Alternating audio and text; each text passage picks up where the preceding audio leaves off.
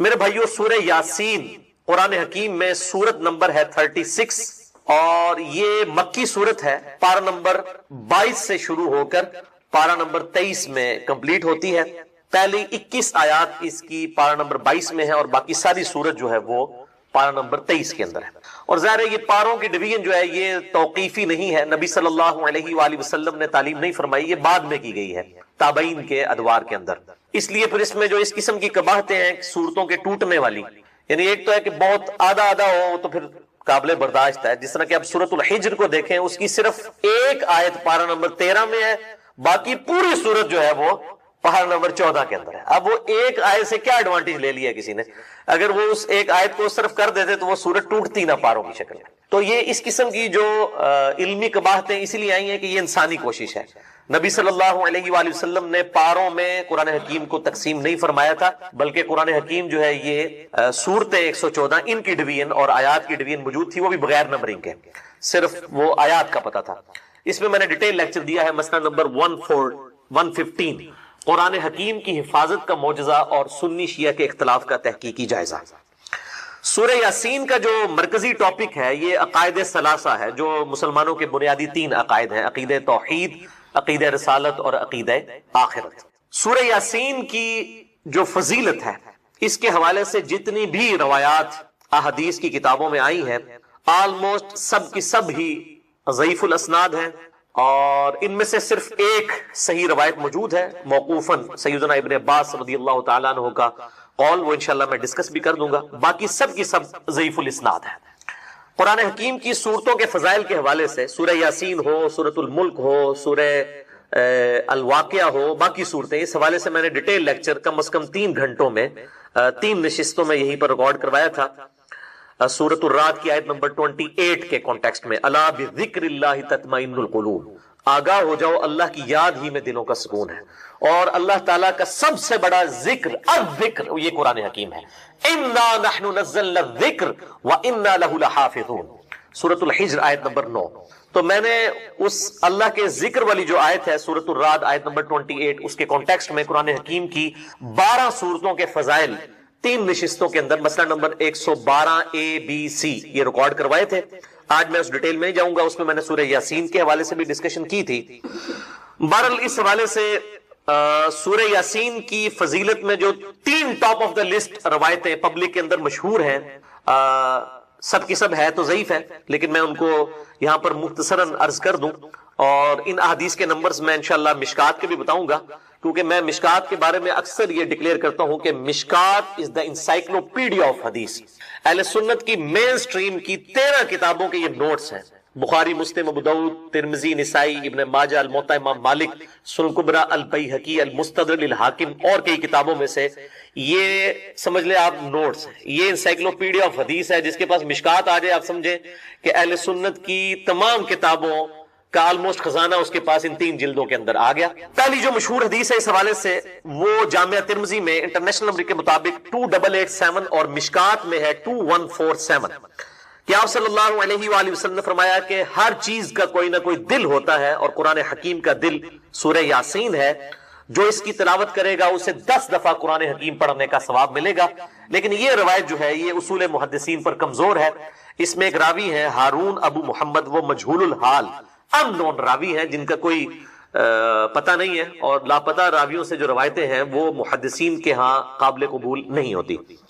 دوسری روایت ہے کہ آپ صلی اللہ علیہ وآلہ وسلم کی طرف منسوب ہے کہ جو اللہ کی رضا کے لیے سورہ یاسین پڑھے اس کے سابقہ سارے گناہ معاف کر دیے جاتے ہیں، لہٰذا اپنے قریب المرگ جو لوگ ہیں نزع کے عالم میں ہیں ان کے پاس اس کو پڑھو. یہ روایت شعب الایمان امام بیہقی کی کتاب میں 2458 نمبر ہے اور مشکات میں 2178. لیکن یہ روایت بھی جو ہے اصول محدثین پر ضعیف ہے، کیونکہ اس میں ایک راوی کا نام ہی کوئی نہیں ہے، رجل ان کے ساتھ ہی سند کے اندر آتا ہے بالکل. یعنی وہ جو پچھلی روایت تھی اس میں نام تو موجود تھا، مجہول الحال تھا، اس میں تو نام بھی اس کا نہیں ہے، اتنا لاپتہ ہے، لہذا یہ روایت بھی کمزور ہے. اچھا، مارکیٹ میں سورہ یاسین کے حوالے سے آپ نے دیکھا ہوگا وہ مبینوں والی ایک یاسین مل رہی ہوتی ہے. وہ جتنی مبینیں آتی ہیں نا 7-8، وہ ہر مبین کے بعد اس میں ذکر ایڈ کیے ہوتے ہیں. یہ فیبریکیٹڈ ہے، اس کی کوئی اصل موجود نہیں ہے. اور اس قسم کے وظائف مارکیٹ کے اندر کافی سارے جو ہے وہ ملتے ہیں.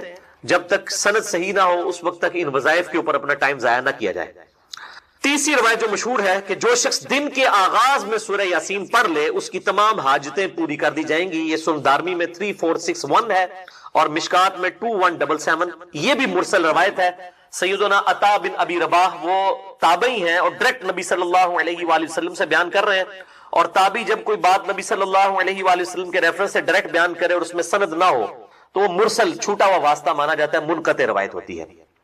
لیکن یہ جو سنن دارمی کی حدیث ہے 3461، اس سے بالکل اگلی روایت جو ہے وہ بالکل صحیح سند کے ساتھ ہے سورہ یاسین کے بارے میں ہی، اور وہ ہے سنن دارمی میں 3462. یہ میں دارمی کا وہ نمبر بتا رہا ہوں جس کا پی ڈی ایف عام ہمارا جو ہے وہ گوگل کے اندر سرچ کرنے سے مل جائے گا آپ کو. سنن دارمی میں 3462، اور اس کی تحکیم جو ہے وہ شیخ سلیم حسین اسد نے کی ہے، انہوں نے بھی اس کو روایت کو صحیح کہا. شیخ زبیلی زئی رحمہ اللہ تعالی نے ایک پورے سورہ یاسین کے فضائل کے حوالے سے مضمون لکھا ہے جس میں 14 روایتیں جو یاسین سے ریلیٹڈ تھیں سب کی اسناد کے اوپر بحث کی کہ یہ ضعیف ہیں، البتہ ایک روایت کے اوپر انہوں نے صحیح کا حکم لگایا اور وہ یہی ہے سنن دارمی 3462. اور لیکن مشکات کے وہ فٹ نوٹ پہ لکھنا بھول گئے 2177. ویسے ان کی عموماً عادت ہے کہ جب کسی روایت کے اوپر ضعیف کا حکم لگاتے ہیں تو اس کی پھر فٹ نوٹ پہ نا اس کی موقوفاً اگر روایت صحیح ہو تو لکھ دیتے ہیں، یہاں پہ وہ بھول گئے. البتہ الگ سے ان کا جو مضمون ہے شیخ زبیر صاحب کا فتاوی علمیہ کی پہلی جلد میں صفحہ نمبر 493 سے 497 تک انہوں نے اس کے فضائل پہ جتنی حدیثیں ہیں ان پر تحکیم کی ہے اور ایک روایت کو صحیح قرار دیا. اور وہ ابن عباس کا قول ہے، موقوفاً روایت ہے، ان کا اپنا قول ہے کہ جو شخص صبح کے وقت سورہ یاسین پڑھ لے گا اسے شام تک ہر کام میں آسانی میسر ہوگی، اور جو شخص رات کے وقت سورہ یاسین کی تلاوت کرے گا اسے صبح تک ہر کام میں آسانی میسر ہوگی. تو جو صبح کے وقت کام کے لیے نکلتے ہیں وہ صبح پڑھ کے نکلے، اور جو رات کی شفٹوں میں کام کرتے ہیں وہ رات کے وقت پڑھ کے نکلے. یہ روایت بالکل صحیح ہے، اور یہ محدثین کا پیٹ رول ہے کہ جب کوئی غیبی خبر ہو اور اس میں صحابی نبی صلی اللہ علیہ وآلہ وسلم کو مینشن نہ بھی کرے تب بھی اس کو آپ نبی صلی اللہ علیہ وآلہ وسلم کی طرف ہی منسوب مانیں گے موقوفاً ہونے کے باوجود، اس لیے کہ غیبی خبر نبی صلی اللہ علیہ وآلہ وسلم کے علاوہ کسی کے پاس نہیں آتی ہے، کیونکہ جو علم غیب ہے، غیب کی خبر اللہ تعالیٰ اپنے صرف پیغمبروں کو دیتا ہے.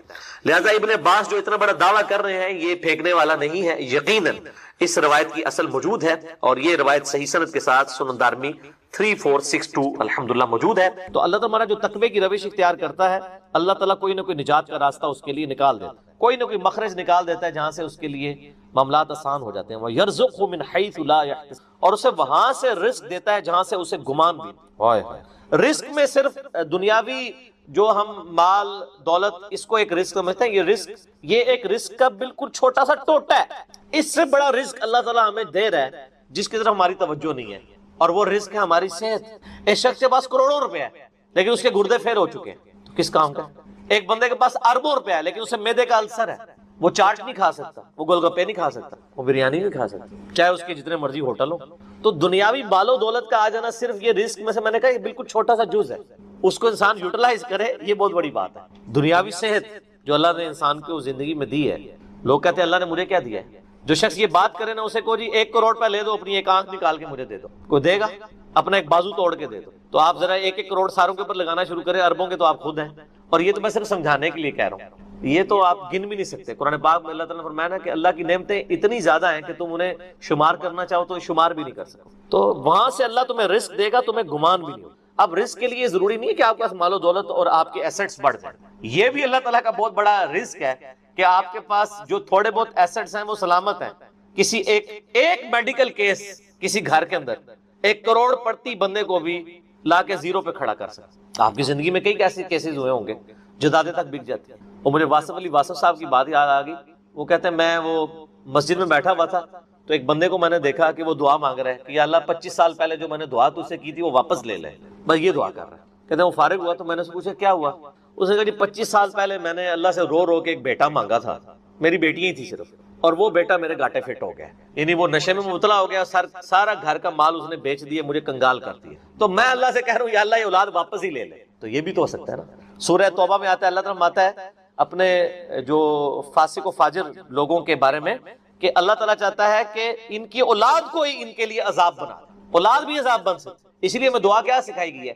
ربنا ھب لنا من ازواجنا وذریاتنا قرۃ اعین واجعلنا للمتقین اماما، اے اللہ ہماری بیویوں اور ہماری اولاد میں آنکھوں کی ٹھنڈک بنا اور ہمیں پرہیزگاروں کا امام بنا، ہماری آنے والی نسلیں پرہیزگار ہوں، ورنہ یہ تو مصیبت بھی گلے پڑ سکتی ہے۔ تو ایک میڈیکل کیس آپ کو کہاں سے کہاں لے کے جا سکتا ہے، ایک بچے کا نافرمان ہونا آپ کو کہاں سے کہاں لے کے جا سکتا ہے، اور اس سے بڑی ناکامی تو آخرت کی ناکامی ہے۔ ایسا بچہ بھی ہو سکتا ہے کہ جو آپ کی دنیا تو برباد نہ کرے لیکن آخرت برباد کر دے، اس کی وجہ سے آپ گناہوں میں مبتلا ہو جائے۔ تو یہ بھی رزق کی ایک فارم ہے۔ رزق صرف یہ نہیں ہے کہ آپ کے لیے مال پانی کھل جائے، بلکہ مال سبسسٹنس لیول پہ بھی موجود ہے، لیکن آپ کو کوئی ایسی تکلیف نہیں آ رہی کہ جس کی وجہ سے آپ کا مال نہیں نکل رہا۔ ورنہ ایک بندہ 10 لاکھ روپے مہینے کا کماتا ہے اور 9 لاکھ روپے اس کا نکل جاتا ہے، کیا فرق پڑا اس کو؟ اس نے کون سا ایسٹ بنا لیا؟ اور جو اذیت گزار رہا ہے وہ اللہ اس کو تو کوئی سوچ بھی نہیں سکتا، ذہنی ٹینشن ہے۔ صحیح بخاری مسلم میں حدیث ہے، نبی علیہ السلام فرمایا ہمیشہ اپنے سے نچلے لوگوں کو دیکھو تو تمہیں یوں اللہ تعالیٰ کی نعمتوں پر صبر نصیب ہوگا اور قناعت نصیب، اوپر نہ دیکھو۔ اور پھر بخاری مسلم میں یہ حدیث ہے کہ ابن آدم کے پاس اگر سونے کی 2 وادیاں ہوں تو وہ خواہش کرے گا تیسری وادی بھی مجھے مل جائے، اس کا پیٹ صرف قبر کی مٹی بھری، والعیاذ باللہ تعالی۔ بخاری مسلم دونوں میں حدیث ہے کہ انسان کہتا ہے میرا مال میرا مال میرا مال، نبی علیہ السلام فرمایا تیرا مال تو وہ ہے جو تو نے کھا پی لیا یا پہن کر بوسیدہ کر دیا یا اللہ کی راہ میں خرچ کر کے آخرت کے لیے محفوظ کر لیا، باقی جتنا مال ہے وہ تو تیرے ورثہ کا مال ہے، تو کہتا ہے میرا مال ہے۔ پھر بخاری مسلم دونوں میں حدیث ہے کہ نبی علیہ السلام نے فرمایا کہ انسان کے 3 دوست ہیں، ایک دوست ہی اس کی قبر تک ساتھ جاتا ہے، وہ اس کے اعمال ہیں، باقی جو 2 دوست ہیں وہ باہر ہی رہ جاتے ہیں، اس کے رشتہ دار اور مال۔ اب مال ساتھ جاتا ہے، مال بھی آپ ساتھ لے کے جا سکتے ہیں، لیکن وہ مال جو آپ نے پہلے اپنی زندگی میں اپنی مرضی سے اللہ کی راہ میں خرچ کر دیا وہ اللہ کے ڈیوائن بینک میں جمع ہے، وہ قرآن پاک میں سورۃ البقرہ میں ہے 700 گنا تک کے اللہ تعالیٰ کر کے لوٹائے گا، بلکہ یہاں تک فرمایا کہ یہ اللہ تعالیٰ کو تم قرض دے رہے ہو اور اللہ تعالیٰ اس قرض کو لوٹائے گا۔ دیکھیں کتنا قدردان ہے کہ دیتا اللہ ہے، اور جب اسی کے دیے ہوئے میں سے آپ اسی کی راہ میں خرچ کرتے ہیں تو وہ کہتا ہے کہ یہ تم نے مجھے قرض دیا ہے، اللہ کہتا ہے میں تمہارا مقروض ہوں، تمہیں لوٹاؤں گا۔ یہ ہے اللہ تعالیٰ کی قدردانی۔ جامعہ ترمذی میں حدیث ہے، مسند امام احمد میں موجود ہے کہ نبی علیہ السلام فرمایا کہ جب بھی کوئی شخص دعا کرتا ہے وہ خالی نہیں جاتی، یا تو اس دعا کے عوض جو تم نے مانگا وہ اللہ تمہیں عطا کر دیتا ہے، یا اس سے بہتر یعنی اس کی برکت سے اللہ تعالیٰ بہتر نعم البدل دیتا ہے، تمہاری کوئی تکلیف ٹال دیتا ہے، یا پھر اس دعا کو سنبھال کے رکھتا ہے قیامت کے دن کے لیے، اور اس دعا کے ایکویلنٹ تمہیں اجر عطا فرما۔ تو دعا تو بہت ضروری ہے، اللہ کی طرف رجوع لانا ہے۔ ٹاپک اور طرف چلا جائے گا، فی الوقت اس کی طرف آپ کنسنٹریٹ کریں کہ اللہ تعالیٰ ہمارا ہے کہ تمہیں وہاں سے رزق ملے گا، تمہیں گمان بھی نہیں ہوگا۔ وَمَن يَتَوَكَّلْ عَلَى اللَّهِ، اور جو کوئی اللہ پر توکل کرے فَهُوَ حَسْبُهُ، تو اللہ اس کے لیے کافی ہے۔ ان اللہ بالغ امری، اللہ تعالیٰ تو اپنا کام پورا کر کے رہتا ہے، لیکن قد جعل اللہ لکل شیء قدرا، اللہ نے ہر معاملے کے لیے ایک اندازہ مقرر کر رکھا۔ اسی کو ہم وہ کہتے ہیں نا کہ اللہ کے ہاں دیر ہے اندھیر نہیں ہے، لیکن یہ دیر بھی ہم صرف سمجھانے کے لیے کہتے ہیں، وہ دیر نہیں ہے، وہ اللہ کا رول یہی ہے کہ اللہ تعالیٰ نے کسی معاملے کو کس لیول کے اوپر جا کے ایڈریس کرنا۔ 23 سال تک مشرکین عرب کو دیکھیں نا مہلت ملی ہے، کتنے لوگوں نے کہا کہ دیکھو کان پک گئے ہیں ہمیں سنتے ہوئے، نبی علیہ السلام ہمیں دھمکیاں لگاتے ہیں کہ قوم عاد قوم سمود کی طرح تم بھی برباد کر دیے جاؤ گے، جب وقت کے پیغمبر کا انکار کرو گے تو عذاب تو کوئی نہیں آ رہا۔ اور قرآن پاک میں پھر نبی علیہ السلام کے بارے میں بھی آتا ہے کہ آپ علیہ السلام نے بھی تھوڑی سی بے صبری کا مظاہرہ کیا، سورۃ الانعام کے سٹارٹ میں آپ پڑھ کے دیکھ لیں تو اللہ تعالیٰ نے پھر جلال فرمایا کہ نبی تم چاہو تو جاؤ زمین میں کوئی سرنگ تلاش کر لو یا آسمان میں کوئی سیڑھی لگا کے ان کی مرضی کا معجزہ انہیں لا کے دکھا دو، ہم اپنے فیصلوں میں یعنی کسی کے پابند نہیں ہیں۔ پھر سورہ آل عمران میں آتا ہے جب غزوہ احد کے موقع پہ نبی علیہ السلام کی زبان سے بددعا نکل گئی خالد ابن ولید کے لیے کہ اللہ تعالیٰ ایسی قوم کو کیسے ہدایت دے گا جنہوں نے اپنے نبی کا چہرہ خون سے رنگ دیا۔ یہ صحیح مسلم میں الفاظ ہیں، قرآن پاک میں اشارتاً اس کا ذکر ہے سورہ آل عمران میں۔ اللہ تعالیٰ نے فرمایا کہ نبی آپ کو کوئی اختیار نہیں ہے، اللہ تعالیٰ چاہے تو ان کو ہدایت بھی دے سکتے۔ ہائے ہائے، یہ اللہ کے فیصلے ہیں، یہ کسی انسان کا کوئی فیصلہ نہیں۔ تو اب ان آیات کی روشنی میں بزرگ تو کسی کھاتے میں نہیں بنتے، لوگ بزرگوں کو لے کے بیٹھ رہے ہوتے ہیں، یہ بزرگ دعا کریں گے، بزرگ کر دیں گے، بزرگ کریں گے کرنا ہے۔ یا تو نبی علیہ السلام کے بارے میں فرمایا جا رہا ہے کہ آپ کو کوئی اختیار نہیں ہے، اللہ تعالیٰ چاہے تو بخش دے، اللہ تعالیٰ چاہے گرفت فرمائے، اللہ تعالیٰ چاہے ڈھیل دے۔ اللہ نے ہر کام کے لیے ایک اندازہ مقرر کیا ہوا ہے، وہ اسی موقع کے اوپر اللہ تعالیٰ اس چیز کو اسٹیبلش کرے۔ وہ اللہ کے ڈیوائن علم میں ہے کہ کب اللہ تعالیٰ نے اسلام کا غلبہ کروانا ہے۔ جب نہیں کروایا تو 13 سال میں 125 بندے ہی مسلمان ہوئے ہیں، اور اگلے 13 سال کے اندر دونوں سپر پاورز بھی الٹ دی گئی ہیں، دونوں طرف ٹائم پیریڈ تو ایک ہی ہے۔ تو یہ اللہ تعالیٰ فیصلے فرما۔ عمر اور رزق میں برکت کے لیے کوئی وظیفہ بتا دیں۔ اس میں نے بتا دیا نا، صحیح بخاری مسلم دونوں میں حدیث ہے، نبی صلی اللہ علیہ وآلہ وسلم نے فرمایا جو شخص یہ چاہے کہ اس کے رزق میں برکت کر دی جائے، عمر دراز کر دی جائے، تو اپنے رشتہ داروں کے ساتھ اس نے، لیکن یہ بھی تقدیر میں لکھا ہوا ہوگا کہ وہ کرے گا تو یہ ہو جائے گا، تو اسی کو توفیق ملے گی نا۔ تو اللہ تعالیٰ اس کی عمر میں برکت صرف یہ نہیں ہے کہ ایک بندہ 60 سال کا تو اب 100 سال پہ مرے، کئی 100 سال کی زندگی پاتے ہیں اور کام چوانی کا بھی نہیں کر کے مرتے، اور بعض لوگ 50 سال میں اتنا کام۔ امام شافعی کی عمر 55 سال تھی صرف جب فوت ہوئے ہیں، چلو شافعی کو تو چھوڑ دیں، اس سے پہلے آ جائیں، عمر بن عبدالعزیز 38 سال کی عمر میں فوت ہوئے ہیں۔ 38 سال کی عمر میں 3 براعظموں پہ ایسے نقوش چھوڑ گئے ہیں کہ آج دنیا حیران ہے۔ تو ان کو تو عمر بھی کوئی نہیں ملی ہے۔ یہ نہیں ہوتا کہ آپ کو عمر کتنی ملی ہے، آپ نے اس عمر میں کیا کیا ہے۔ آپ اللہ تعالیٰ آپ کو اسی ٹائم میں اتنی برکت، میں اپنے لیے آپ کو بات کرتا ہوں، میں کسی کیا بات کروں، میری زندگی خود اس چیز کا نمونہ ہے۔ آج جب لوگ یہ نہیں کہتے ہیں یار اس نے اتنے ویڈیوز چڑھا دی ہیں، کتنے بیٹھ کے ریکارڈ کرانا رہنا، حالانکہ ہفتے میں ایک ریکارڈ ہوتی ہے، روزانہ ہوتی بھی نہیں ہے، لیکن کنسسٹینسی کے ساتھ، اللہ کی مدد کے ساتھ آپ اگر یہ کام لے کے چلتے رہیں تو slow and steady wins the race. تو آج چیزیں آپ دیکھ لیں، ہزاروں کی تعداد میں آپ کے سامنے، اور یہ حالات اللہ تعالیٰ فیوریبل کرتا ہے۔ میں یقین کریں، میں اپنے بھائیوں کو کہتا ہوں، میں جب بھی درس، ابھی آج کا درس میں نے کرنا تھا نا، وہ ہندو کا جواب دینا تھا، تو میں نے پورے ہفتے سے دعائیں شروع کی ہوئی تھیں، اللہ زندگی دے دیں، حالات فیوریبل ہو جائیں، ٹرانسفارمر بھی نہ اڑے ہمارا، جنریٹر بھی چلتا رہے، سارے معاملات چلتے رہے، اور فرحان بھائی بھی ٹائم پہ آ جائیں، ٹھیک ہو گیا جی، کالر مائک بھی چل جائے، کیمرے کی بھی بیٹری چارج ہو، ساری چیزیں، یہ میں جو چیزیں میرے اختیار میں کر کے، یا اللہ تو نے کرمانی ریکارڈنگ، میں تو کچھ بھی نہیں ہوں، ٹھیک ہے۔ اپنے پورے ریسورسز مینج کر کے بھی اللہ پہ نظر ہوتی ہے۔ حالانکہ میرے دوستوں کو پتا ہے میں کتنا وہمی ہوں، میرے آفس میں بھی نا جب سب سے مشکل کوئی ٹاسک میرے والے کیا جاتا ہے اور وہ ہمارے باس کہتے ہیں یار اس کو دے کے تم بھول جاؤ، پھر وہ کام کر کے آپ کو بتائے گا، تو کیوں میں وہمی ہوں، جس کام میں ہاتھ ڈالتا ہوں نا، میں دنیاوی اعتبار سے ہر چیز اس کے حوالے سے مینج کرتا ہوں، لیکن ساتھ مسبب الاسباب پہ نظر ہوتی ہے کہ یا اللہ یہ جو کچھ میں کر رہا ہوں نا، یہ تو میں اسباب کر رہا ہوں نا، میرے ساتھ کوئی بھی پرابلم ہو سکتی، کسی کے ساتھ کوئی این ٹائم، یعنی اس کے اوپر فیملی کے اوپر کوئی ایسا ایشو آ سکتا ہے کہ درس کینسل کرنا پڑ جائے، ہو سکتا ہے نا۔ جس طرح ایک بار یعنی اچانک جو ہے وہ یعنی ہمارا درس کینسل ہو گیا تھا، عثمان بھائی کی والدہ فوت ہو گئی تھی، ہمیں اپنا درس کینسل کرنا پڑا، ایگزیکٹ اسی دن ہی ہو گیا اس طرح، تو وہ حالانکہ ہمارا درس پورا تیار، مسئلہ 41 اس دن ریکارڈ ہونا تھا، کئی سال پہلے کی بات، کس سال کی بات ہے یہ؟ 5 سال پہلے کی بات ہے۔ تو اپنا ہر چیز مینج کی تھی، لیکن اینڈ ٹائم پہ کوئی مسئلہ کھڑا ہو گیا۔ میرے اپنے بھی کئی کلوز ریلیٹیو فوت ہوئے ہیں، لیکن اللہ کا شکر ہے اتوار مطلب وہ درس سے 1-2 دن آگے پیچھے ہی ہوئے ہیں، تو اللہ تعالیٰ نے انہی معاملات کو سیٹل کر دیا۔ یہ ساری چیزیں سر فیوریبل ہونا، پھر تو یہ وہ سوال کی طرف ہوں کہ رشتہ داروں سے اس نے سلوک کریں، اللہ تعالیٰ رزق میں اضافہ کرے گا، عمر میں اضافہ کر دے گا، یعنی برکت ڈال دے گا، تھوڑی چیز بھی کفایت کر دے گی۔ ابو داؤد میں ایک حدیث ہے، ایک صحابی کہتے ہیں میری ماں فوت ہوگی، فرمایا اپنی خالہ کے ساتھ اس نے، ٹھیک ہو گیا، تو یہ رزق کے بڑھنے کا ذریعہ ہے۔ باقی دعا تو ایک ہی ہے، اللہم ربنا آتنا فی الدنیا حسنہ وفی الآخرۃ حسنۃ وقنا عذاب النار۔ یہ دنیا کے ہر کام کے لیے دعا ہے، رزق کی برکت کے لیے، اولاد کے لیے، اولاد کے اچھے مستقبل کے لیے، لڑائی جھگڑا ختم کرنے، دنیا کی ہر چیز اس میں داخل ہے۔ کیوں؟ ربنا آتنا فی الدنیا حسنہ، دنیا میں ہر چیز حسنہ عطا کرتے بہتر، اور آخرت کی ہر چیز داخل ہے، وفی الآخرۃ حسنہ، آخرت میں قبر بھی شامل ہے، میدان حشر بھی، میدان عدل بھی، یہ وقنا عذاب القبر، وقنا عذاب الحشر، یہ کہنے کی ضرورت نہیں ہے۔ بخاری مسلم میں حدیث ہے جو مر گیا اس کی قیامت قائم ہوگی، وہ آخرت میں داخل ہوگی، اس میں سب کچھ ہے۔ اس میں ایک صحیح مسلم کی حدیث میں بتا دیتا ہوں، ایک صحابی تھے، بیماری کی وجہ سے اتنے کمزور ہو گئے کہ چڑیا کی طرح ان کا جسم ہو گیا۔ یہ آپ کو دعا والے چیپٹر میں مشکات میں دوسری جلد میں بھی یہ حدیث مل جائے گی، صحیح مسلم کی۔ نبی صلی اللہ علیہ وآلہ وسلم عیادت کے لیے آئے، آپ نے حالت دیکھی، آپ نے فرمایا کہ تو اللہ سے کیا مانگتا ہے؟ آپ کو پتہ چل گیا کہ مسئلہ کوئی گمبھیر ہے۔ کیا یا رسول اللہ، میں اللہ سے ایک ہی دعا کرتا ہوں کہ یا اللہ جو تو نے مجھے آخرت میں عذاب دینا ہے نا، وہ دنیا میں ہی دے، نعوذ باللہ من ذالک، اللہم اجرنا من النار۔ نبی صلی اللہ علیہ وسلم نے فرمایا او سبحان اللہ، اللہ پاک ہے غلطیوں سے، اس کا مطلب یہ ہوتا ہے یہ انسان ہی غلطیاں کرتا ہے، اور تو اللہ سے یہ چیز مانگ رہا ہے، اور تیرے اندر ہمت ہے کہ تو آخرت کیا دنیا کا بھی اللہ کا عذاب برداشت کر سکے، اور تجھے تو چاہیے تھا تو دعا کرتا اللہم ربنا آتینا فی الدنیا حسنہ وفی الآخرۃ حسنۃ وقنا عذاب النار۔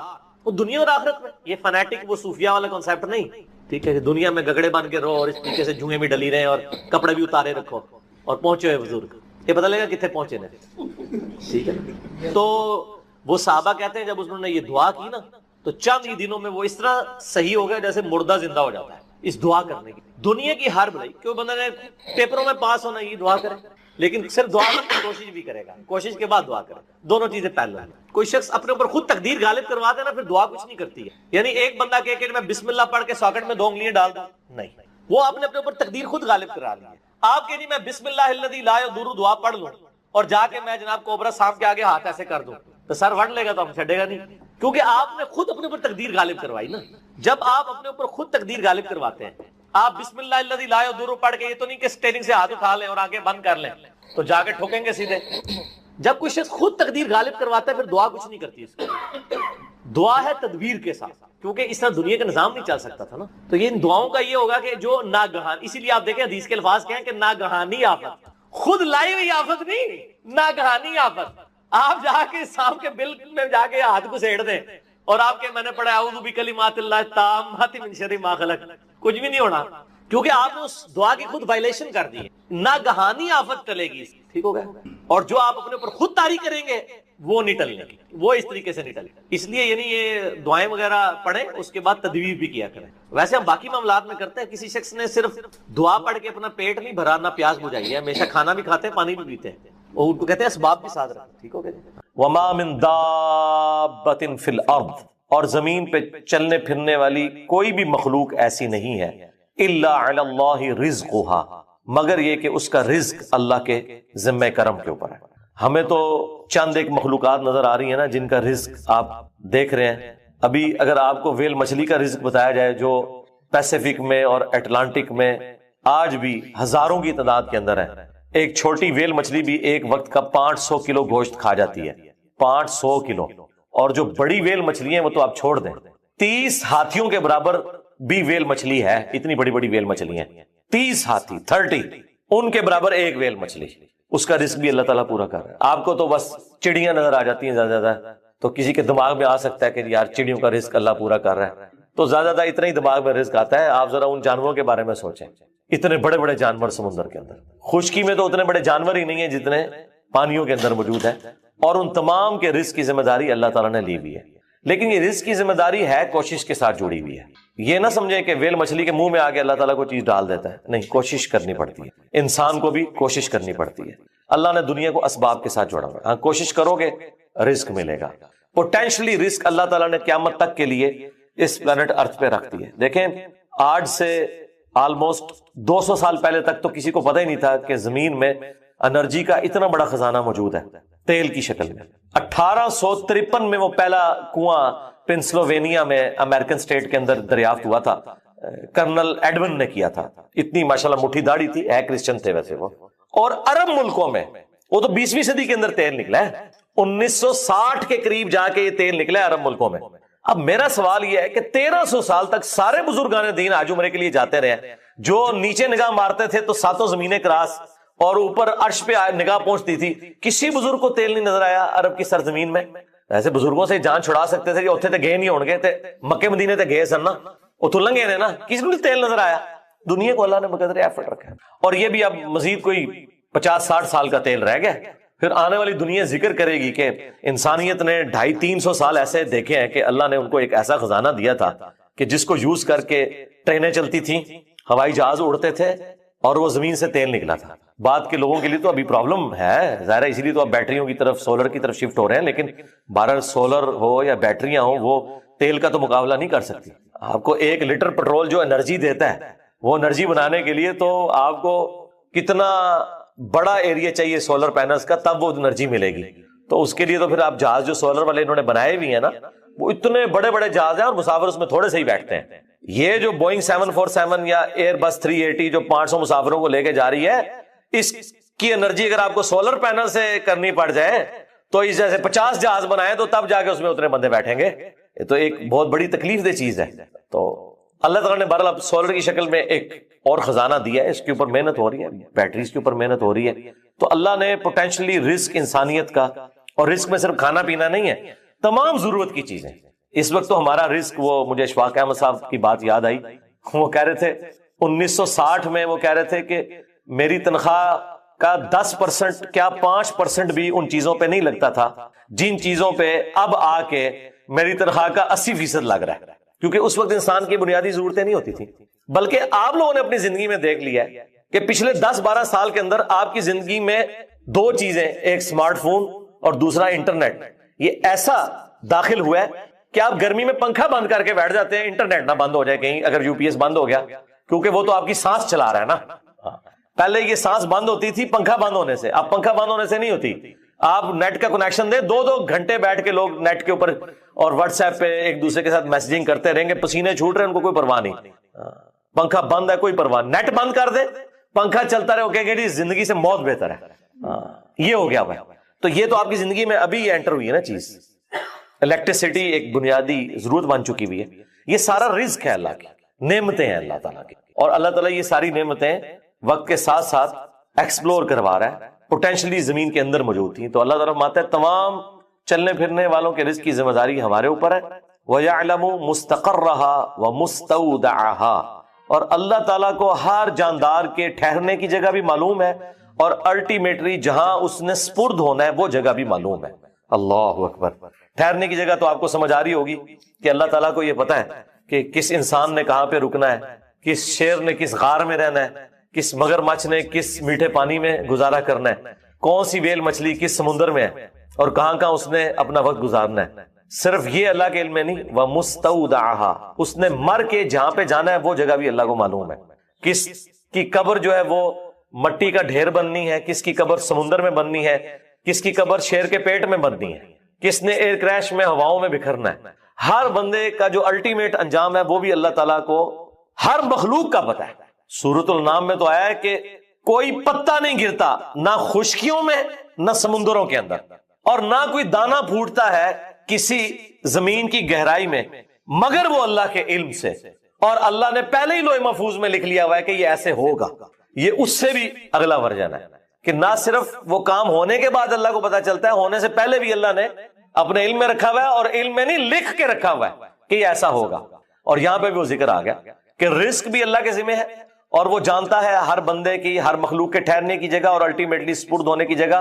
کل فی کتاب مبین، اور ہر چیز ایک روشن کتاب میں لکھی ہوئی ہے۔ وہ اللہ تعالیٰ کی بہت بڑی ہارڈ ڈسک ہے جس میں ساری مخلوقات کی تقدیریں اللہ تعالیٰ نے لکھ دی ہیں، اور وہ کوئی اللہ تعالیٰ نے یعنی خود سے کوئی محنت نہیں، وہ جامع ترمذی میں حدیث ہے، اللہ نے قلم کو پیدا کیا اور پھر اس سے کہا کہ لکھ جو کچھ ہو چکا اور جو کچھ ہونے والا ہے، بس قلم چل پڑی اور سب کچھ اس نے لکھ دیا، ہر چیز اللہ کے اشاروں پہ ہو رہی۔ وَأَقِيمُوا الصَّلَاةَ وَلَا تَكُونُوا مِنَ الْمُشْرِكِينَ، دیکھنا نماز کو قائم رکھنا، مشرک نہ ہو جانا کہیں۔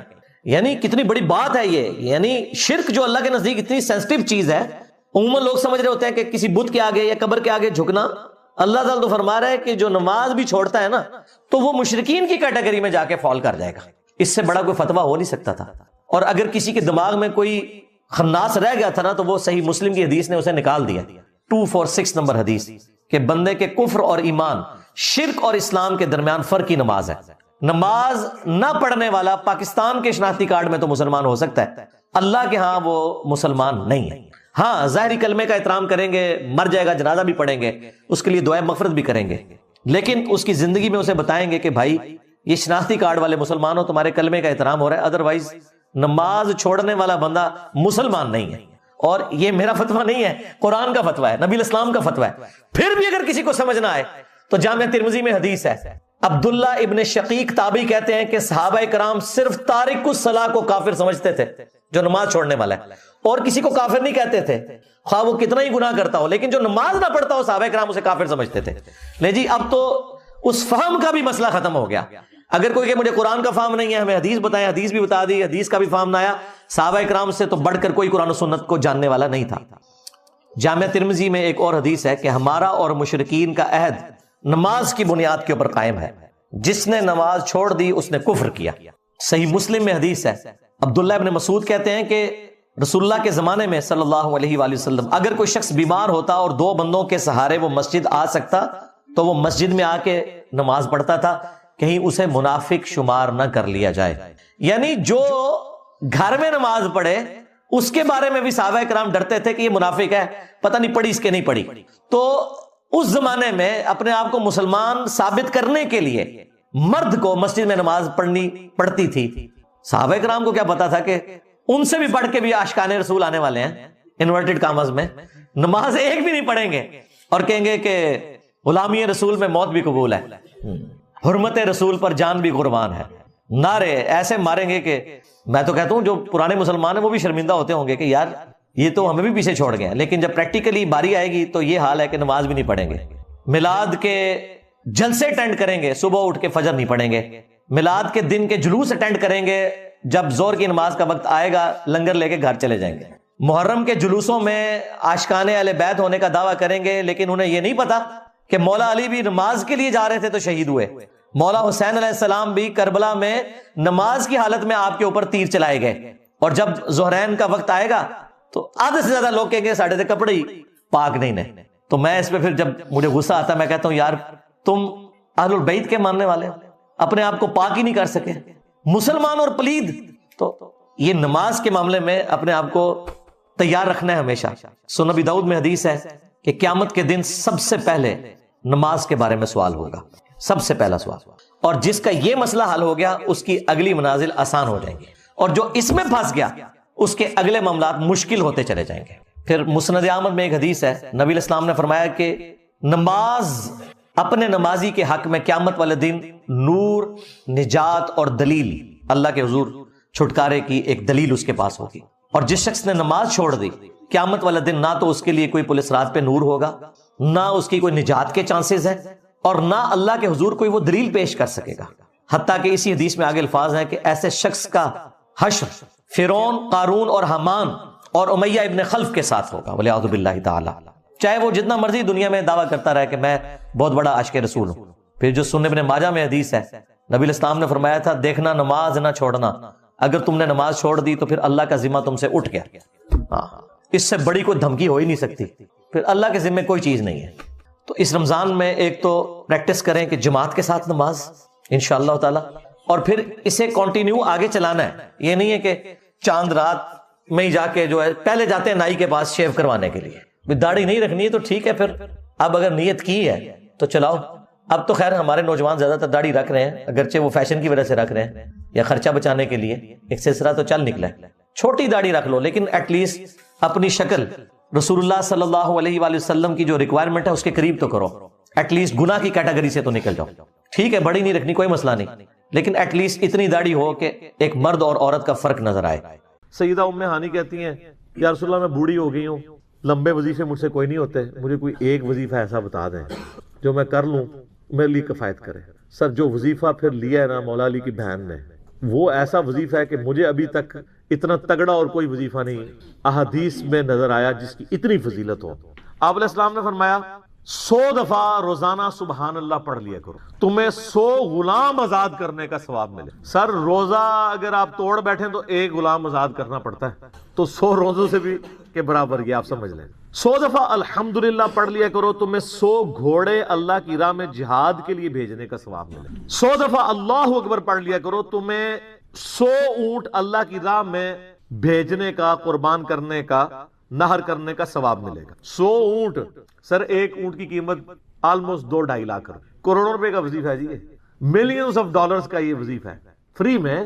اور 100 دفعہ لا الہ الا اللہ پڑھ لیا کرو، یہ زمین و آسمان کے درمیان جتنا فاصلہ ہے اس کو ثواب سے بھر دے۔ سر لا الہ الا اللہ کے پھر برابری کون کر سکتا ہے؟ وہ حدیث بطاقہ ہے نا، کاغذ کے پرزے والی حدیث جامعہ ترمذی میں، کہ ایک شخص کے 99 دفاتر گناہوں کے کھولے جائیں گے اور نامہ مال تل رہا ہوگا، تو اللہ تعالیٰ فرمائے گا میں کسی کے ساتھ ناانصافی نہیں کرتا۔ دوسری طرف ایک کاغذ کا ٹکڑا ڈالا جائے گا جس پہ لا الہ الا اللہ لکھا ہوگا، وہ شخص کہے گا یہ ایک ٹکڑا کیا کر سکتا ہے، بس وہ رکھنے کی دیر ہوگی وہ پڑھنا بھاری ہو جائے گا۔ اللہ کے نام سے تو وزنی کوئی چیز نہیں ہو سکتی، اسے کہتے ہیں کاغذ کے پرزے والی حدیث، اس کے لیے جنت کا حکم ہو جائے گا۔ لا الہ الا اللہ کا مقابلہ نہیں ہے۔ تو یہ 4 وظیفے ہیں، سبحان اللہ، الحمدللہ، اللہ اکبر، لا الہ الا اللہ۔ یہ اتنا محبوب وظیفہ ہے کہ جو سنن ابی داؤد میں، جامعہ ترمذی میں صلاۃ و تسبیح والی حدیث ہے، اس میں 300 دفعہ کون سے کلمات پڑھے جاتے ہیں؟ یہی سبحان اللہ والحمد للہ ولا الہ الا اللہ واللہ اکبر، بس اتنا ہی پڑھنا ہوتا ہے۔ یہ ولا حول ولا قوت الا باللہ کی حدیثیں الگ سے ہیں، لیکن صلاۃ و تسبیح میں اتنا ہی پڑھنا ہوتا ہے، 4 کلمات۔ حتیٰ کہ صحیح مسلم میں حدیث ہے، نبی علیہ السلام نے فرمایا یہ 4 کلمات مجھے ہر اس چیز سے بڑھ کر محبوب ہیں جن پہ سورج طلوع ہوتا ہے، یعنی دنیا اور جو کچھ دنیا کے اندر ہے اس سے بڑھ کر مجھے یہ چیز محبوب ہے کہ میں یہ 4 کلمات کہہ لوں، سبحان اللہ والحمد للہ ولا الہ الا اللہ واللہ اکبر۔ اور صحیح مسلم کی ایک اور حدیث ہے کہ نبی علیہ السلام نے فرمایا اللہ تعالیٰ کو اس سے بڑھ کر کوئی اور کلمات محبوب نہیں ہے، اور یہ حصہ بخاری میں بھی ہے اس کا، اور اس میں اللہ تعالیٰ کی طرف سے کوئی پابندی نہیں ہے، تم ان کی ترتیب بھی بدل سکتے ہو۔ یعنی سبحان اللہ کے بعد آپ اللہ اکبر پڑھ لیں، پھر لا الہ الا اللہ، کوئی فرق نہیں. یہ ایک اوپن چیز ہے. آپ یوں بھی کر سکتے ہیں کہ پہلے 100 دفعہ پڑھ لیں سبحان اللہ سبحان اللہ سبحان اللہ، الحمدللہ الحمدللہ الحمدللہ، اللہ اکبر، کیونکہ را کو پھر لام سے ملائیں گے، اللہ اکبر اللہ اکبر اللہ اکبر، لا الہ الا اللہ لا الہ الا اللہ لا الہ الا اللہ. اور یوں بھی پڑھ سکتے ہیں، وہ زیادہ بہتر ہے، سبحان اللہ والحمد للہ ولا الہ الا اللہ واللہ اکبر، کیونکہ اکبر پہ وقف کریں گے، ورنہ یہ سبحان اللہ تو الحمدللہ ہی پڑھ نہیں سکتے آپ، کیونکہ الحمدللہ الحمدللہ بنے گا کنٹینیوس، جیسے اللہ اکبر اللہ اکبر اللہ اکبر بنے، تو وقف کرنا پڑے گا. سوائے سبحان اللہ کے، سبحان اللہ یہ تو پڑھ سکتے ہیں، لیکن الحمدللہ کو الحمدللہ وقف کرنا پڑے گا. اللہ اکبر اگر ملائیں گے تو اللہ اکبر را کو لام سے، تو اس کی بجائے اتنی مشکل میں نہ پڑے، سبحان اللہ والحمدللہ ولا الہ الا اللہ واللہ اکبر. ایک تسبیح پڑھ لے، چاروں وظیفے 100 دفعہ ہو جائیں گے، کیونکہ نبی علیہ السلام نے اجازت دے دی ہے نا، آگے پیچھے دائیں میں کچھ بھی کر سکتے ہو. اور یہ ترتیب تو صلاۃ و تسبیح میں موجود ہے، نبی علیہ السلام نے کلمات پڑھے بھی ہیں. آپ کو پتہ ہے تبلیغی جماعت والے 3 وظیفے بتاتے ہیں، ویسے بڑی سمجھداری سے ہی کسی نے وہ ڈیوائس کیے ہوئے ہیں. 100 دفعہ وہ یہ بتاتے ہیں سبحان اللہ والحمد للہ ولا الہ الا اللہ واللہ اکبر، وہ ساتھ وہ بھی بتاتے ہیں ولا حول ولا قوت الا باللہ، وہ بھی پڑھ سکتے ہیں. وہ بھی صحیح بخاری میں رات کو اٹھتے وقت کی دعا ہے. العلی العظیم تک بھی پڑھ سکتے ہیں، وہ ابن ماجہ میں موجود ہے. میرا ایک یوٹیوب پہ کلپ ہے 6 کلموں کا ثبوت، تو میں نے بتایا 4 کلمے ثابت ہیں، 2 مولویوں کے لکھے ہوئے ہیں آخری والے جو ہیں. تو بلکہ وہ میرا بیٹا تو وہ اس کے وہ کورس میں آیا تو اس نے وہ 2 یاد ہی نہیں کیے، تو اس کو ماں کہہ رہی یاد کرو، کہتی ثابت، وہ کہتا ثابت ہی نہیں ہے تو کیوں ساری یاد کر. ہم ریکویسٹ کریں گے، ہمارے پاس بھی وہ کورس اسلامیات کا جو ہے نا اس کو ریویو کرنے کے لیے بھیجا ہوا ہے ہماری اکیڈمی میں انہوں نے، تو ہم اس میں ان کو ریکویسٹ کریں گے کہ یہ آخری 2 کلمے نکال دیں، پہلے 4 کلمے ثابت ہیں. وہ تو ثابت ہی نہیں ہے، تو خام خواہ لوگوں کو آپ رٹا رہے ہیں. الٹا جن لوگوں کی شادی ہونے والی ہوتی ہے وہ بیچارے ٹینشن میں پڑے ہوتے ہیں 6 کلمے یاد کریں، حالانکہ کلمے کے ساتھ تو کوئی تعلق ہی نہیں اس کے. تو یہ جو صلاۃ و تسبیح کے اندر بھی پڑھا جاتا ہے، لیکن اس میں لا حول ولا قوت الا باللہ نہیں، وہ تو لادہ سے بخاری مسلم میں حدیث ہے کہ جنت کے خزانوں میں سے ایک خزانہ ہے لا حول ولا قوت الا باللہ. تو آپ پڑھنا چاہتے ہیں ضرور پڑھیں، اس میں وظیفے کے طور پہ آپ پوری تسبیح اس کی پڑھ لیں بے شک. تو تبلیغ جماعت والے یہ بتاتے ہیں 100 دفعہ درود شریف بتاتے ہیں اور 100 دفعہ استغفار بتاتے ہیں. بہت انٹلیکچوئل چیز ہے. یہ وظیفہ اتنا کمال ہے کہ آپ کے ہر فرض نماز کے بعد یہ وظیفہ نبی علیہ السلام نے مشروع کیا ہے. مسلم شریف میں حدیث ہے ہر فرض نماز کے بعد یہ وظیفہ پڑھنے والا کبھی نامراد نہیں جاتا. 33 دفعہ سبحان اللہ، 33 دفعہ الحمدللہ اور 34 دفعہ اللہ اکبر. اور ایک حدیث میں ہے مسلم شریف کی کہ جو پڑھے 33 دفعہ سبحان اللہ، 33 دفعہ الحمدللہ، 33 دفعہ اللہ اکبر اور 100 کا عدد پورا کرنے کے لیے پڑھ لے لا الہ الا اللہ وحدہ لا شریک لہ لہ الملک ولہ الحمد وہو علی کل شیء قدیر.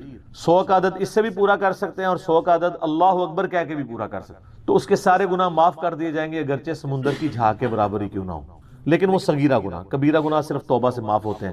وہ صحیح مسلم میں حدیث ہے کہ اگر بڑے گناہوں سے بچا جائے تو ایک جمعے سے دوسرا جمعہ، ایک رمضان سے دوسرا رمضان اور ایک نماز سے دوسری نماز درمیان کے گناہوں کا کفارہ بن جائے گی. لیکن جو نماز ہی نہیں پڑھتا تو جمعہ پڑھتا رہے تو وہ تو بڑے گناہوں سے نہیں بچا ہوا نا. مسلم شریف میں حدیث ہے بندے کے کفر اور اسلام کے درمیان فرق نماز ہے. یہ نہ ہوگا ایک رمضان پڑھ لے اگر رمضان کے لیے بیچ چلے سارے، نہیں نا، اس طرح نہیں ہوگا. تو یہ وظیفہ اتنا کمال ہے، بخاری مسلم دونوں میں حدیث ہے.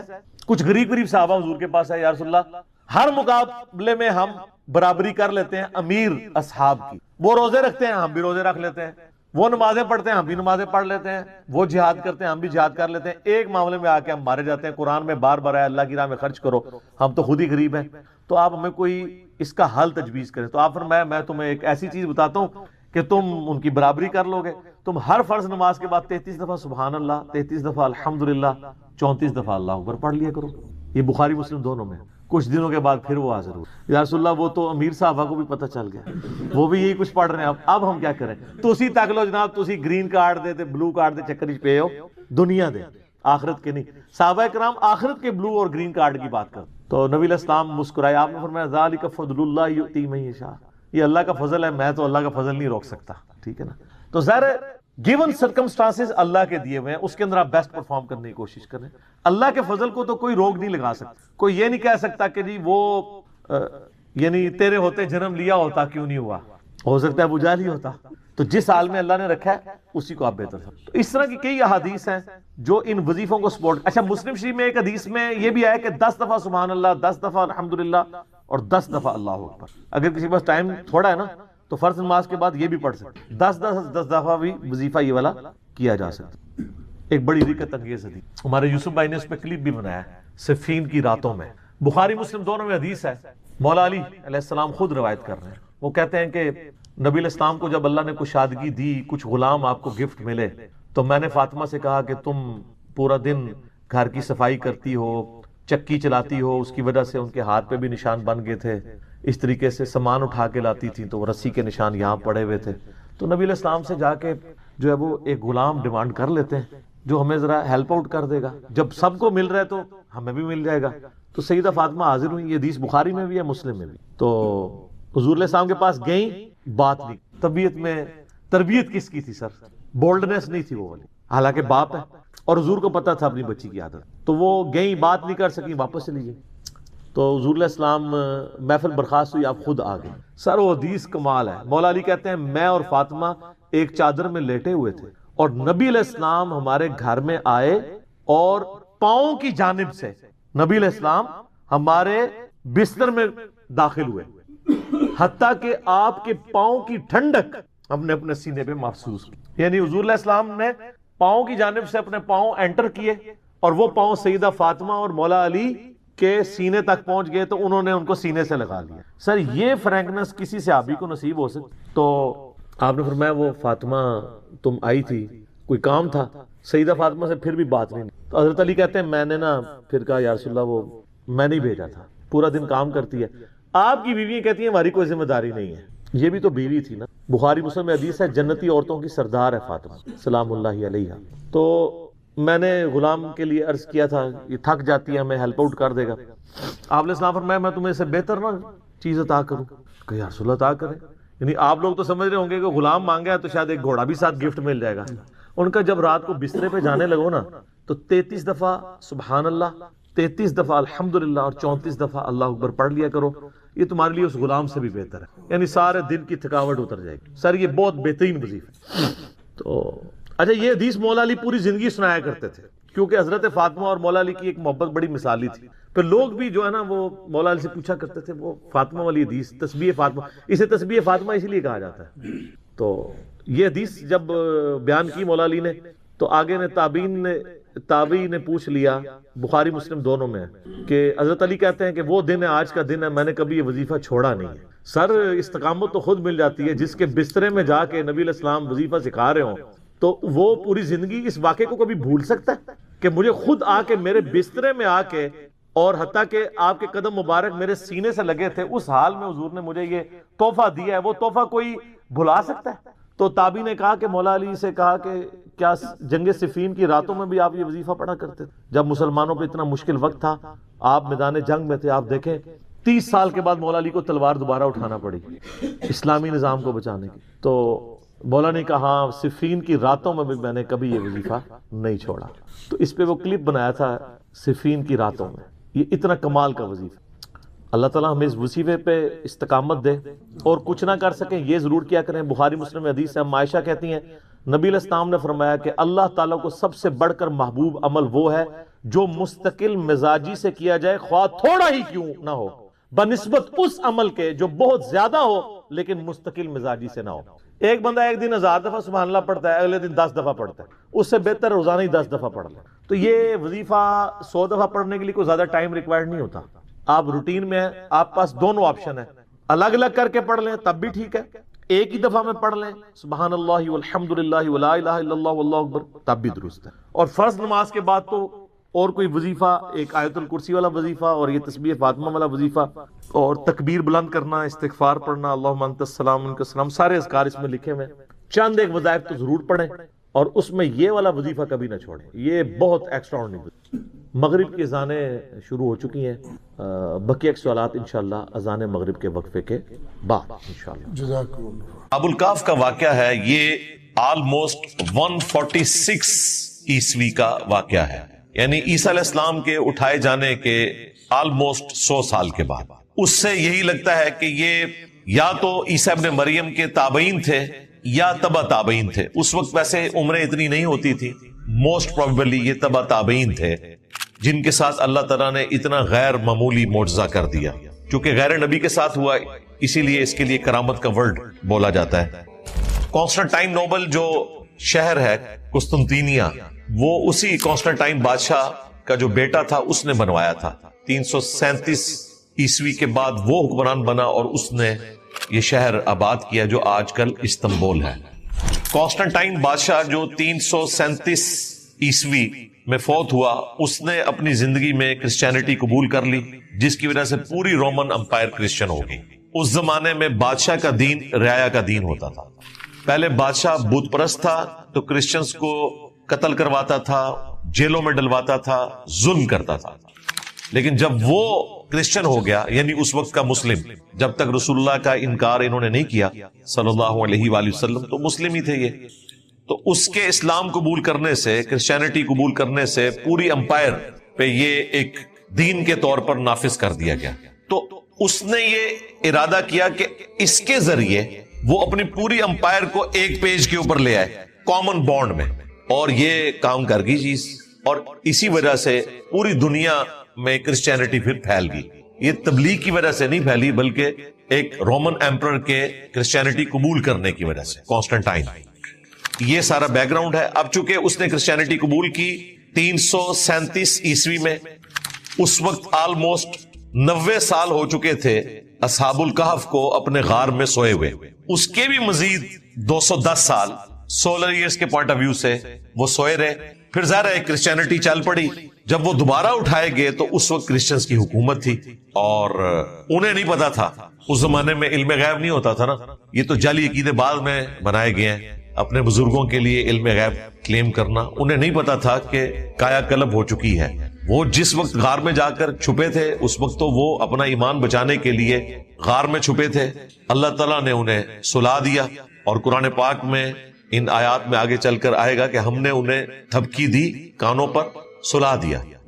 یہاں پر میں کوشش کروں گا کہ یہ ساری 18 کی 18 آیات آج کی کلاس میں کور کر لوں, اس لیے میں تیزی سے آیات کو کور کروں گا, اس کا ترجمہ بیان کروں گا, اور جہاں بیچ میں مسنگ لنکس ہیں جو اس فلم میں انہوں نے فل کر دی ہیں, جو بھی اسرائیلی روایتیں تھیں ان کی بنیاد کے اوپر, وہ میں ساتھ ساتھ بیان کرتا جاؤں گا تاکہ آپ کو سمجھ آ جائے. مثلا یہ بہت بڑا ایک مسنگ لنک تھا, قرآن نے اسے جان بوجھ کے چھوڑ دیا. اس کی وجہ ہے کہ اس واقعے سے کوئی اللہ تعالیٰ نے کوئی فلمی سٹوری نہیں سنانی تھی کسی کو, ایک عبرت حاصل کرنی تھی. مثلا یہ بہت بڑا ایک مسنگ لنک تھا کہ تو اس کے بعد وہ غار تک کیسے پہنچ گئے, اس نے تو وہیں ان کو قتل کروا دینا تھا. یہ ایک مسنگ لنک تھا, وہ اس فلم میں انہوں نے کور کیا ہے کہ اس بادشاہ نے انہیں گرفتار کیا, جیل میں ڈلوا دیا. جیل کا جو ایک سپروائزر تھا اس نے ان کو بھگا دیا وہاں سے, اور پھر وہ جا کر غار میں انہوں نے پناہ لی. اس طرح کئی ایک جگہ مسنگ لنکس ہیں, وہ انہوں نے اس فلم میں فل کر دی. میں بھی کوشش کروں گا کہ ساتھ ساتھ اسے کور کرتا چلا جاؤں تاکہ آپ کو بات سمجھ آ جائے. یوسف علیہ السلام کا واقعہ تو کافی تفصیل کے ساتھ آیا ہے, وہاں پہ ظاہر ایک پیغمبر کی بایوگرافی تھی, اس لیے اللہ تعالیٰ نے اسے ذرا تفصیل کے ساتھ بیان کیا. اصحاب الکہف کا واقعہ اتنی تفصیل کے ساتھ نہیں ہے, لیکن مسنگ لنک جو ہے وہ آلموسٹ انہوں نے کور کر دیے ہیں, اس میں کوئی ایسی چیز نہیں ہے کہ جو سمجھ نہ آئے. اب اللہ کا نام لے کر اسے شروع کرتے ہیں. سورۃ الکہف میں آیت نمبر 9 سے یہ واقعہ شروع ہوتا ہے, اور سٹارٹ میں دیکھ لیں اللہ تعالیٰ نے کس طریقے سے اس واقعے کو ذکر کیا تاکہ لوگ اس سے مورل لیسن حاصل کریں بجائے اس کے کہ کرامت اور معجزات کے چکروں میں پڑ جائیں. اعوذ باللہ من الشیطان الرجیم, بسم اللہ الرحمن الرحیم.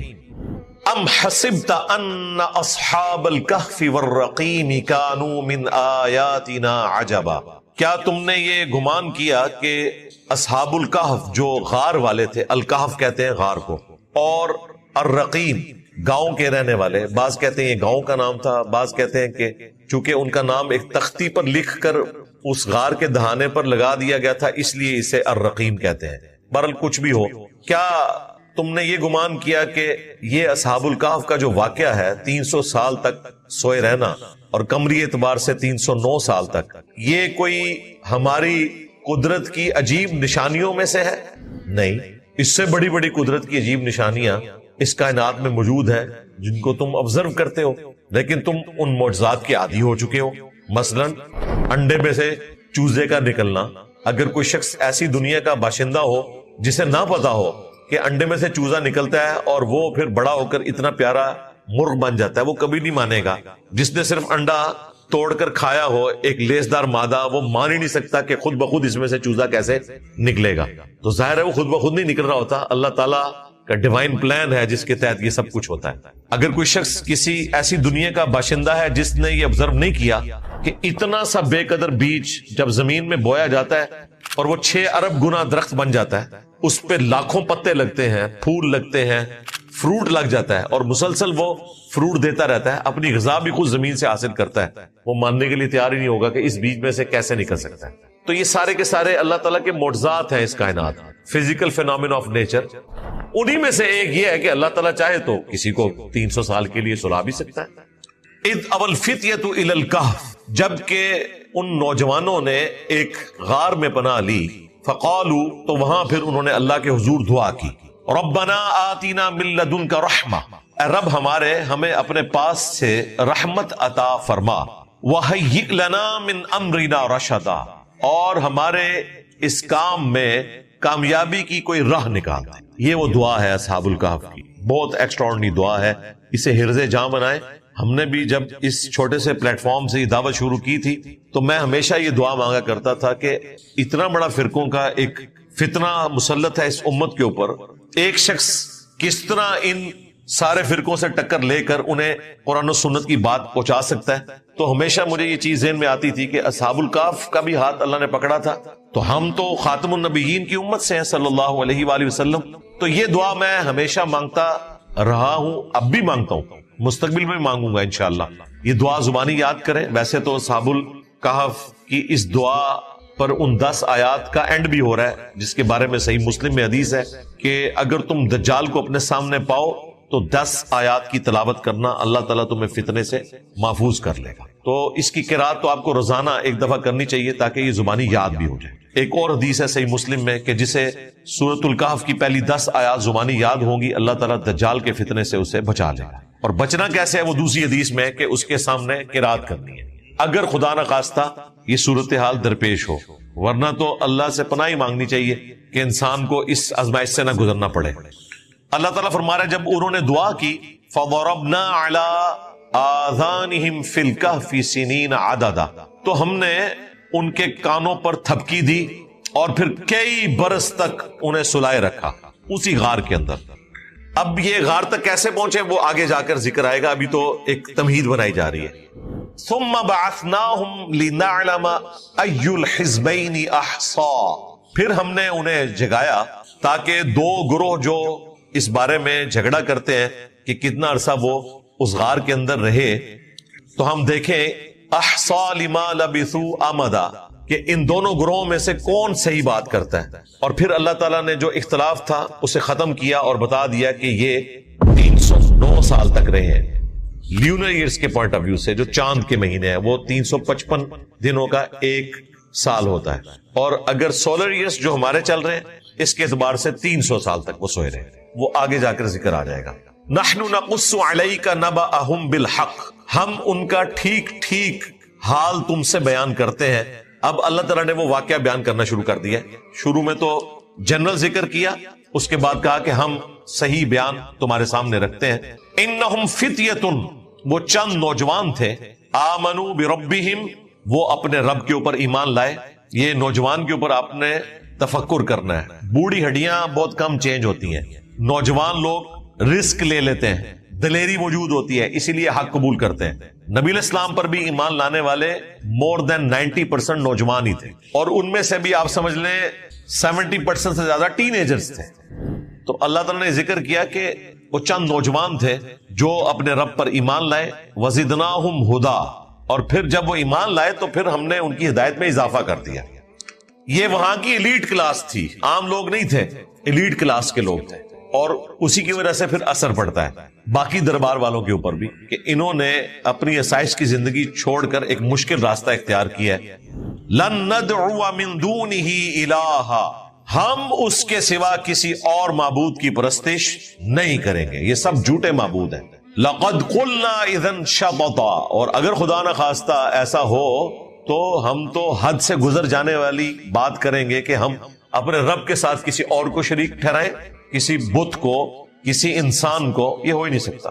ہؤلاء قوم اتخذوا من دونه آلہہ، اور یہ جو ہماری قوم ہے اس نے اللہ کے سوا اور جھوٹے معبود بنا لیے ہیں.